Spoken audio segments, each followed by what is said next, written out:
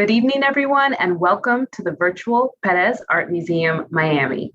My name is Marie Vickles. I'm the Director of Education, and thank you for joining us for our Local Views at PAMM program with artist Carl-Philippe Juste. Our virtual Local Views program is presented with the generous support of the John S. and James L. Knight Foundation and features Miami-based artists sharing their practice and discussing works of art from PAMM's exhibition programs that connect in various ways to their own work. As a 21st century museum dedicated to representing the people and communities of South Florida, the Perez Art Museum Miami strives to be a leader in the presentation, study, interpretation, and care of international and modern and contemporary art, while representing and cherishing the unique diversity of Miami-Dade. Through our exhibitions and programs, we aim to encourage everyone to see art as an incentive for genuine human interaction.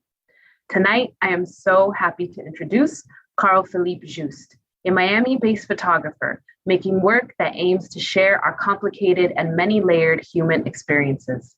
Before I introduce Carl, I would like to acknowledge and thank the incredible team of people that work so very hard to make these programs come together online. Big thank yous go out to Anita Bram, Associate Director of Adult Programs and Audience Engagement, and our world-class AV team, Denise Faxis and Andrew Bird. We could not do this without you. Thank you. Let's get started. Under the threat of persecution, Haitian-born Carl-Philippe Juste and his politically active family were forced to flee their homeland in 1965. Settling in Miami's Haitian community, Carl flourished academically and attended the University of Miami. He vigorously pursued photojournalism and since 1991 has worked as a photojournalist for the Miami Herald, where he has carried out extensive assignments in Pakistan, Afghanistan, Cuba, Haiti, and Iraq, in addition to national and local assignments. Carl is an award-winning Miami Herald photojournalist, a 2016 Night Arts Challenge winner, and a 2017 Florida Prize winner, a 2019 Ulay Arts Ellie's winner, and a Robert F. Kennedy Journalism Awardee. His work has been exhibited in institutions and galleries that include the Orlando Museum of Art, the Little Haiti Cultural Complex Gallery, History Miami Museum, and the Museum of Contemporary Art, North Miami, to name a few. Carl's artistic practice is shaped through the lens of photojournalism that embraces photography as one of the most contemporary forms of art making. Carl focuses his lens upon the world around him, capturing the truth of life that is framed by a sense of empathy to the subject and a desire to communicate the narrative. In addition to photographing for the Miami Herald and as a part of his artistic practice, Carl creates collaborative platforms to share the art of photography.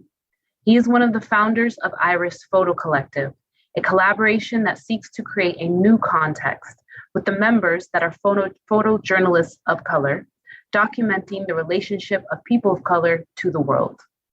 Carl also founded IPC Visual Lab, a new school of thought, teaching the art of photojournalism as a visual language.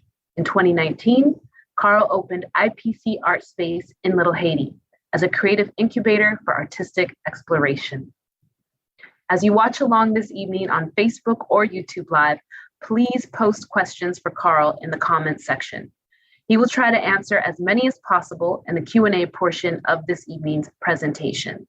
And remember, if you value this and other programs presented by the museum, please consider supporting us by going to pam.org/donate. So without further ado, please join me in watching a short video on Carl's upcoming book and exhibition, Havana, Haiti, Two Cultures, One Community, followed by today's presentation with Carl-Philippe Juste.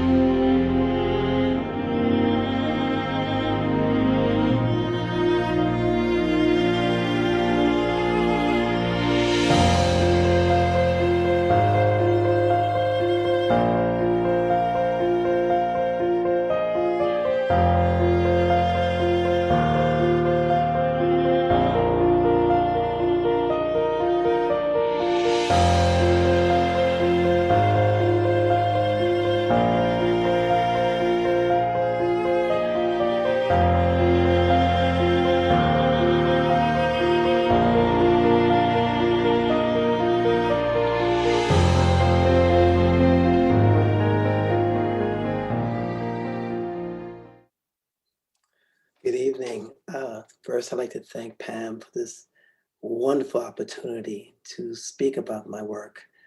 And also, I would love to thank you, those who are out there viewing this. And thank you for taking the time, the concern, and finding that the work that I do as being important. So you saw the movie, the short video on Havana, Haiti. Knight Foundation has been an enormous supporter of this book project, along with the Green Foundation. So I'd like to personally thank them. The project itself was a 2016 Art Challenge award recipient, and we're hoping that the book will be published sometime this year or next year. But moving forward, I'm having a little problem with my screen. Hold on. My screen is locked up. Hello? Okay, well, moving forward, for some reason, I can't move my screen. I invited over 8 photographers along with several writers. I think we have 19 to speak on the issue and the topic of Haiti and Cuba. And I supplied the writers 2 images, one from Cuba, one from Haiti. And I asked them if they could write a narrative, and was not specific how the narrative was going to be written. It could be a first person piece. It can be a piece on poetry. It could be a piece on a historical value or covering both countries. And I took in all of these stories, and the idea is to draw a bridge between the visual narrative and the written narrative, because I think both of them are important. It gives a more comprehensive understanding of any topic. So we worked on it. We started in 2007. And like I said earlier, the Knight Foundation has been very supportive, and the Green Foundation also. And the Miami Herald, I've worked with the Herald for 30 years. And I think that was the first place where I actually practiced my art. Every day I went out and tried to make compelling images, retelling stories of people in my community, retelling stories of people abroad on a national and international level. And I think that's where my power lies. I think people pause when they look at my images, and they reflect on why I do what I do, and they see the images every day, day in and day out, and that empowers me. You know, you get emails, you get good emails, you get bad emails, but you still do the work, because the work is extremely important. So after 30 years, I begin to understand that international stories and local stories are interconnected, that pain in Haiti can be as similar as a pain in Helsinki. And it doesn't really matter what vessel joy, pain, or emotions travel in. That the fact of our human experience, our collective experience, is what my work speaks to. So to not take up too much time, because my presentation cannot move for some reason. I don't know why. Oh, there it is. Okay, it started moving now. So this is the opening page of Havana, Haiti. The picture to your right is mask. The picture to the left is mask. The picture to the right is man in the mirror. And I asked a good friend, I think some people out there will know who he is, Leonard Pitts. Anybody knows who Leonard Pitts is? Well, I asked him if he would write an essay about these 2 images. And this image here is in the book. This is the earthquake of 2010. This is during a national prayer. It was the plaza in front of the old National Palace was full with bodies begging for a better day. And I climbed over 70 feet up in the air, and and to make this photograph. And on the way down, we had a little trimmer. It scared the bejesus out of me, but I made it to the ground.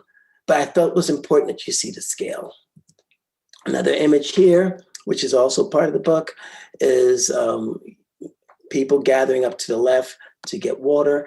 One of the things that's important to me is that even at a tragedy, we have to find our humanity, right? And I search for humanity no matter what I'm covering. And then I noticed this young man, he stared at me and dared at me. He kind of like was daring me. Why am I here? What brought me here?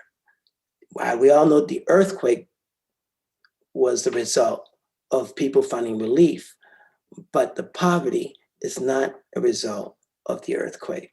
I think we all have some responsibility in caring for our fellow man. And on the right is an earthquake victim who I was following for a couple of days, and I noticed he had just got his prosthetic. Within 3 hours after being fitted, he was walking, and he was so jubilant about the fact the former soccer player could walk without crutches. He made a handstand.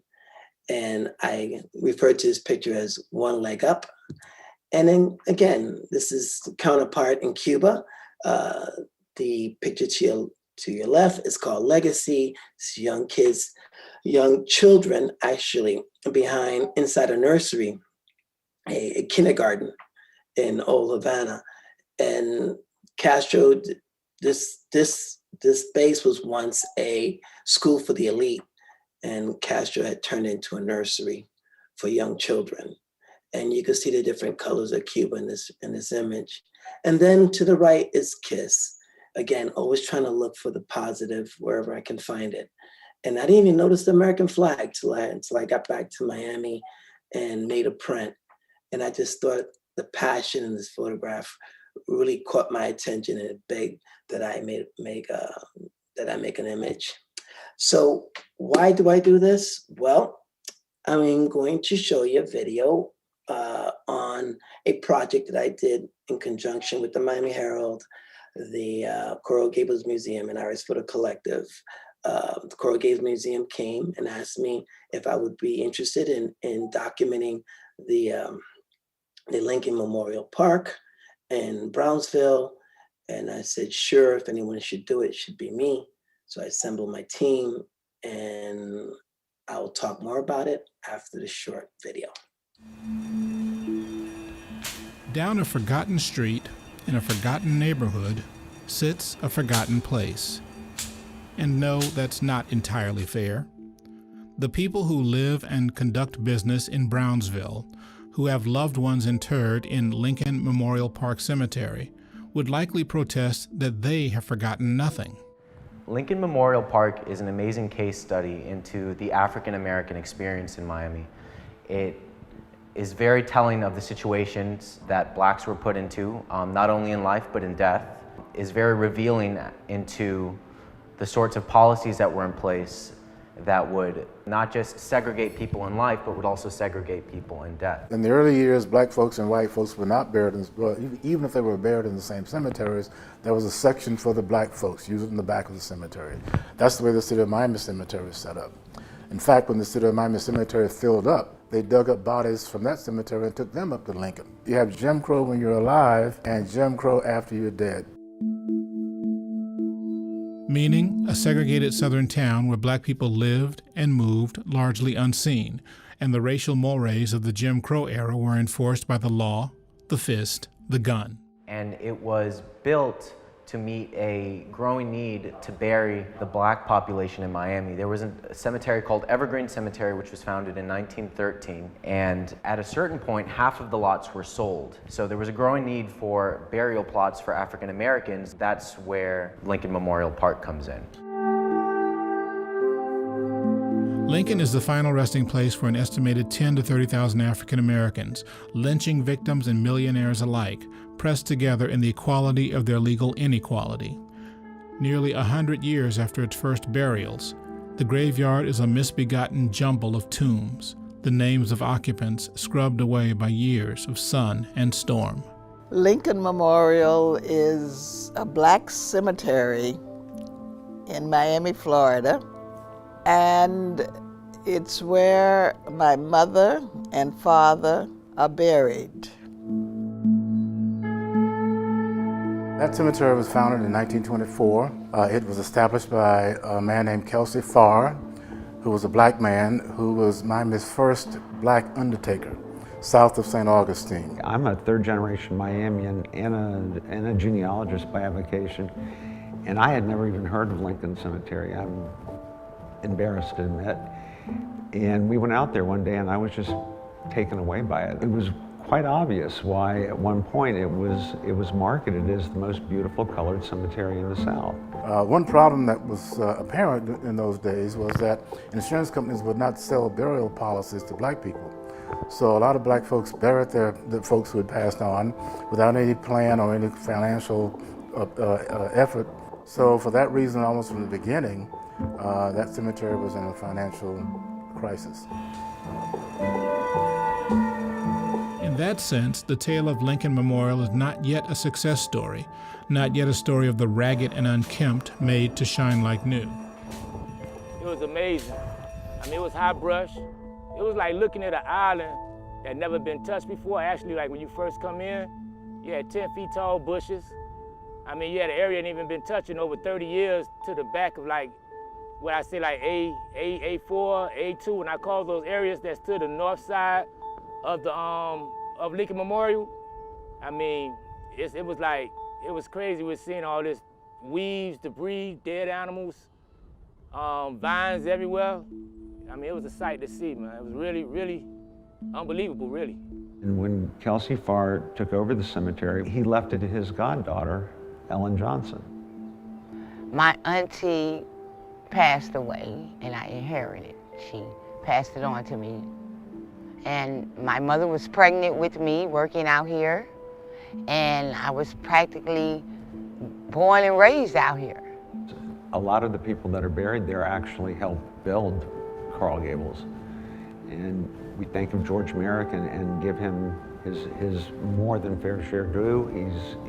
He was an incredible visionary, but he had to have people to carry out his work. And these were the people that did it. And they need to be recognized also.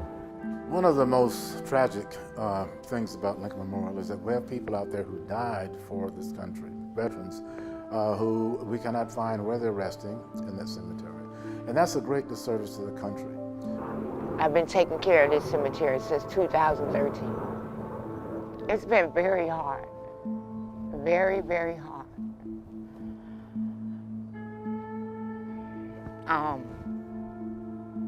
It's undescribable, you know, really it is. I look at all this and the process I'm going through, and it's gonna get better. I know it's gonna get better, but it's been a hard road. It's been a hard road.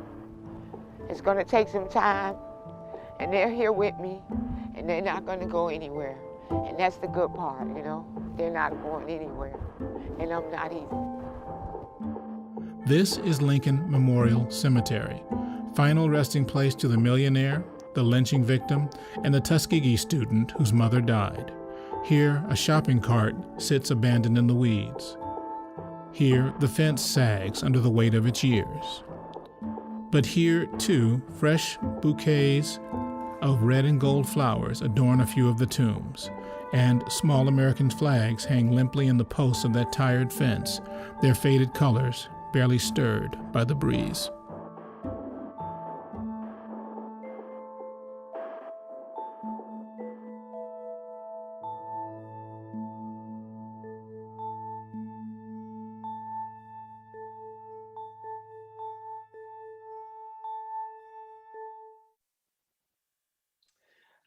I hope you enjoyed the last video.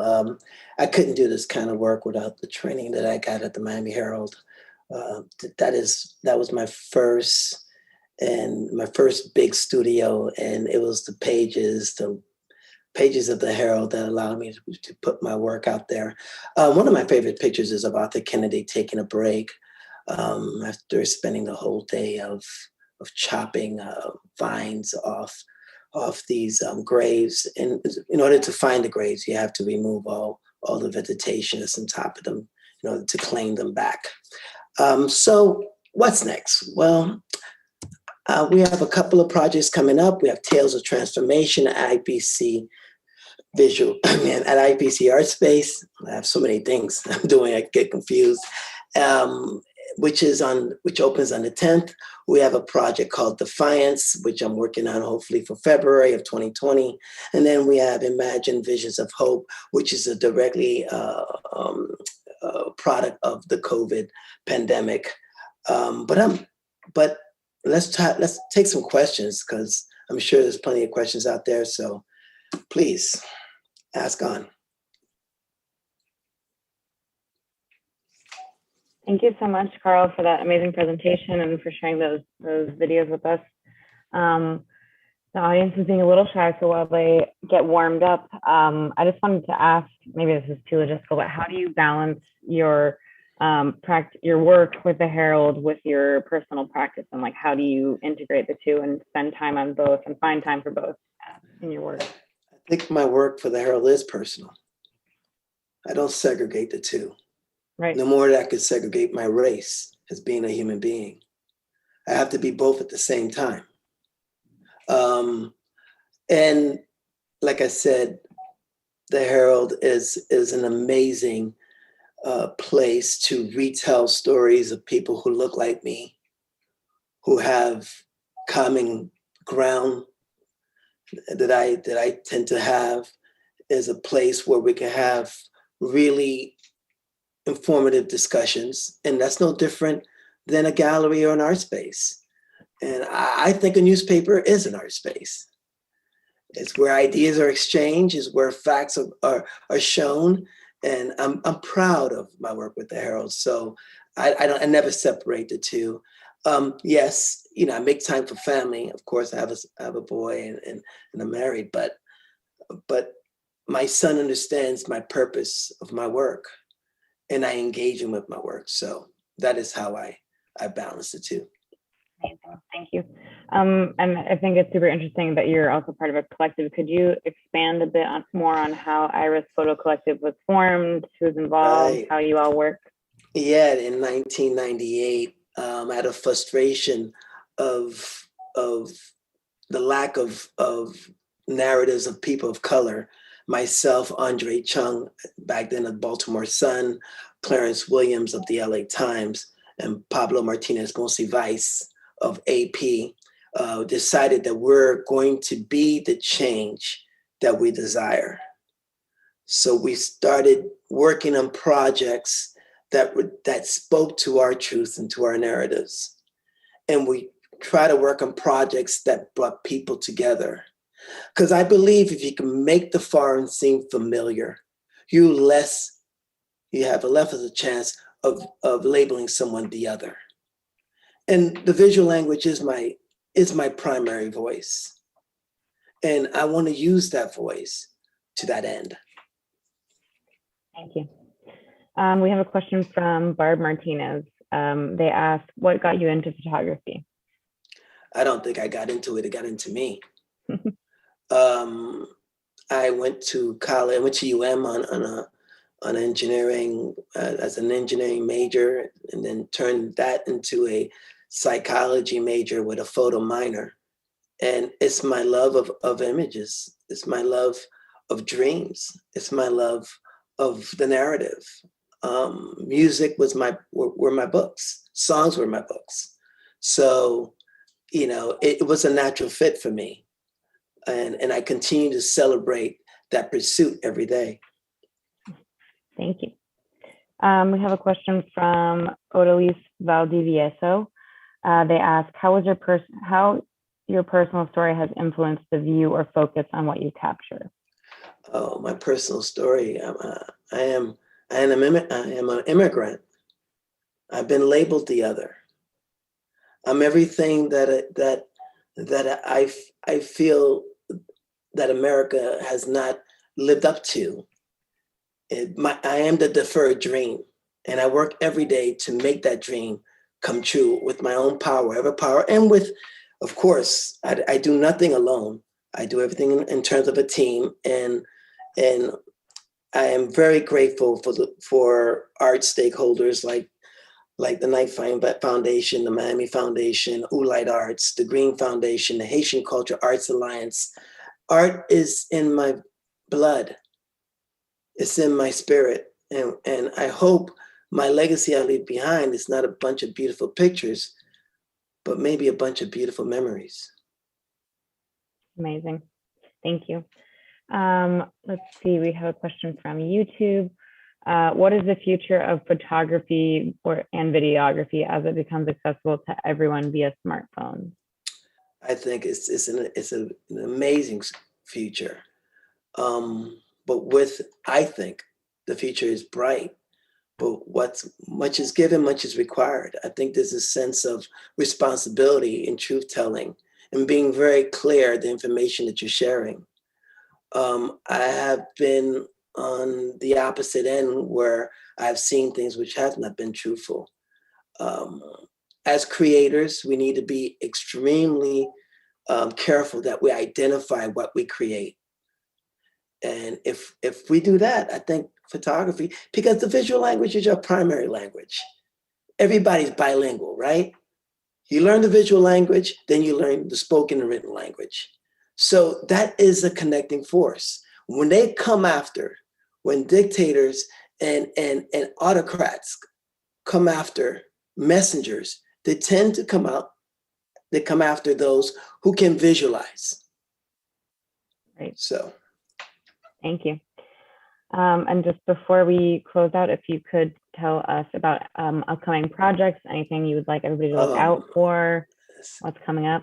Yes, I am the founder of IPC Art Space. We have Tales of Transformation on September 10th to October 9th. Please follow us on Eventbrite for all our events. I have Defiance, which is a project that I've been proposing on the Black Lives Matter movement of 2020 and trying to get funding. But a lot of stuff I do is self-funded. But I have really good cohorts like the Miami Herald, the Knight Foundation, and those other stakeholders I mentioned prior. And then I have Imagine Visions of Hope, which is work from 300. We were looking at 300 images from around the world, extracting hope out of the most horrid conditions of the human existence. So and that's going to be an international show in different places throughout the world. I think we've counted all five continents. So it's exciting. The future is bright.